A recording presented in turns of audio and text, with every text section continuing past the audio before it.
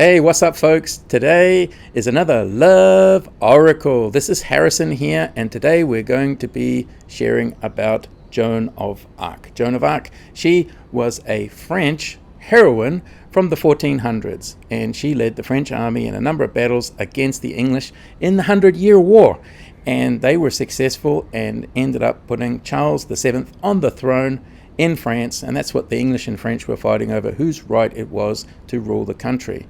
And the English were trying to say that the English king had the right, and the French said the French king had the right, and that's what they were fighting over. And it was a particularly bloody 100 years. Can you imagine being at war for 100 years? Phew, amazing. So Joan of Arc, she had visions. She was a peasant girl, and she had these visions that led her to meet with Charles VII, and that she had this vision to help him ascend to the throne, which he succeeded to. Now, the part of the story that I didn't know before was that he had an opportunity to prevent her death because, you know, in those days when they would capture famous people or royalty or important people, they would offer them to the opposing side for a, they would offer some money and say, if you pay us this money for ransom, we will give them back to you.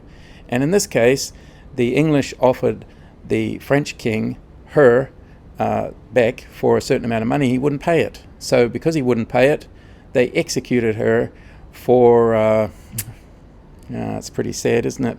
What did they execute her for? Heresy.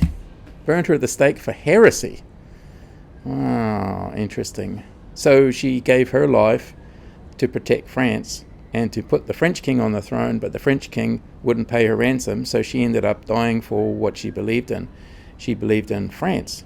And, I can understand this is a noble thought, and she certainly lived her life consistent with that. So this is Joan of Arc for our Daily Love Oracle, and a few words from her. She said, only settle for eternity. And I think her actions put her smack bang in the history books of France as being a heroine. So we know of Joan of Arc because of her heroic deeds. And she cut her hair and dressed in military uniform, which was unusual for a woman at the time. And she went to battle and she led the men. She had a lot of courage.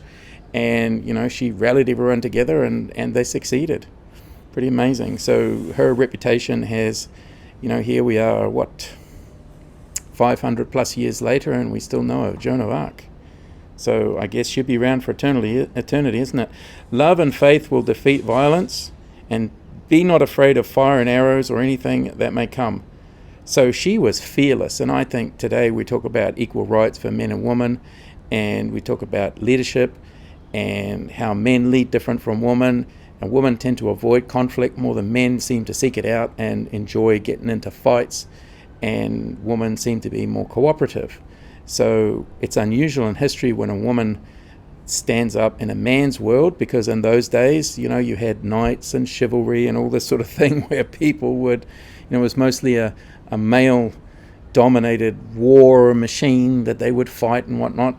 And I think if you want peace, you have a lot more women and in positions of power, and I think there should be at least 50-50. You have 50-50 population represented by men and women, masculine and feminine, and in all areas of life we should be working together in a partnership, cooperation, team. We have much better outcomes when we work together than being all male dominated or all feminine dominated. It's by the interplay of the two, the yin and the yang, you have a balance and a flow. And so we remember Joan of Arc and can draw inspiration from her martyrdom, from her courage, from her sacrifice, and from living her life for what she believed in. And it's a question for each of us, are we living consistent with what we believe in? Because life is short, my goodness, it goes boom and the life is gone. Are we living consistent with what we believe, or are we living a life of convenience where we're looking for the least path of resistance, where we don't ruffle any feathers, don't upset anyone? If you want to get anything done in life, you have to upset people. You have to be willing to upset people, not that you want to go out intentionally and piss people off. But hey, if you're going to be pushing the barriers, if you're going to be going for it and doing extraordinary things, that takes motivating and inspiring people, and you're going to upset some people who like the status quo and they don't want to change. So this is today's Love Oracle.